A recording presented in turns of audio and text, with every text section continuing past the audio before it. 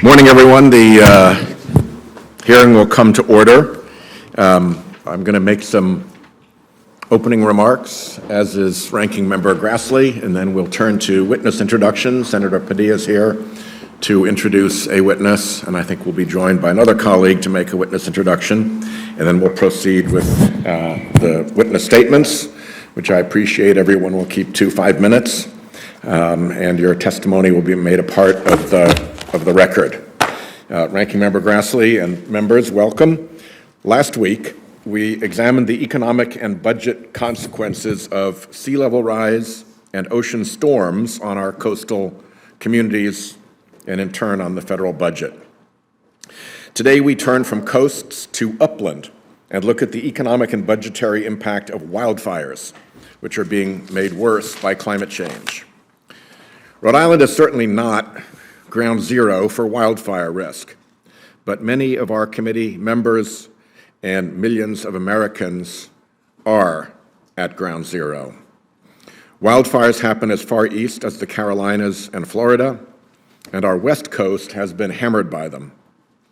Wildfires can be natural, but their recent frequency and intensity is very unnatural and threatens homes, communities, and emergency responders across great swaths of America.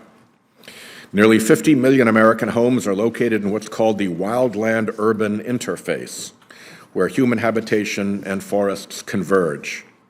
Every 3 years, we add 1 million more homes in these areas. Today, 71 million properties out of 143 million are at risk of wildfire. You heard that right. Fully half of all properties in this country are at risk. In addition to direct fire damage, debris from fires can damage local watersheds and water facilities, and wildfire smoke plumes reach far outside the wildfire's destruction zone. Rhode Island sometimes has snow days for school-aged children. Elsewhere, kids now regularly experience smoke days. And then there's the carbon emissions. California's 2020 wildfire season may have undone 2 decades of the state's emissions reductions. This illustrates the danger of climate feedback loops that can spiral out of control. More climate upheaval, more wildfires. More wildfires, more carbon emissions. More carbon emissions, more climate upheaval. Mora County, New Mexico, last year was consumed by the state's largest ever wildfire. The wildfire was, in fact, 2 wildfires combined. The blaze generated 30,000-foot pyrocumulus clouds that are capable of generating their own weather. The fire raged for 4 months, required more than 2,000 firefighters, burned over 300,000 acres, and destroyed more than 900 structures before finally being contained. The area was also struck by intense rainfall, and the bone-dry soil was unable to soak it up, so floods drove debris into local watersheds, damaging the region's water supply. Residents are still grappling with water scarcity. Between 2017 and 2021, the number of U.S. acres burned by wildfires averaged 8 million. That's the size of Maryland.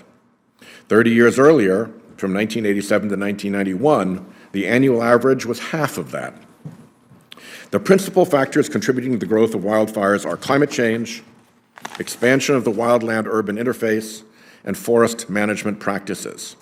According to the First Street Foundation, climate change drove nearly half of the growth in wildfire risk exposure since 1985. First Street finds that estimated wildfire damages this decade could exceed $140 billion, almost 6 times the average in the 1980s. One of our witnesses estimates that the wildfire insurance cost gap is over $8 billion today, and premiums may need to be 186% higher for high-risk homes. Who will be on the hook for those increasing costs? We heard last week about the danger of a national coastal property values crash. As coastal homes become uninsurable and therefore unmortgageable, so values plummet. A similar dynamic can transpire around wildfire risk. If you can't insure your house, then the next buyer can't get a mortgage on it.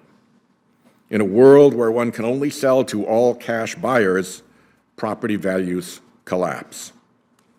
The federal government budget is usually hit after a disaster strikes through emergency and disaster relief programs. The federal government also handles fire prevention on nearly 600 million acres managed by the Forest Service and the Interior Department. Wildfire management appropriations, he said as the chairman of the Appropriations Committee joined us, for those agencies doubled from fiscal year 2011 to 2020, and that doubling was not enough. Supplemental appropriations were needed in 7 of those 10 years. The federal government then spends more after wildfires on agricultural assistance and health care due to air pollution exposure and loses federal timber sale revenues. All told, wildfires in seasons and areas much increased by climate change are just one more way in which the many costs of fossil fuel emissions hit our federal budget. To my Republican friends concerned about debt and deficits, please join me in finding ways to reduce planet-warming carbon pollution at home and abroad. The steadily increasing toll of climate costs on our budget and the looming prospect of systemic economic failures, perhaps worse than the 2008 mortgage meltdown, make addressing carbon pollution the only reasonable and prudent budgetary course.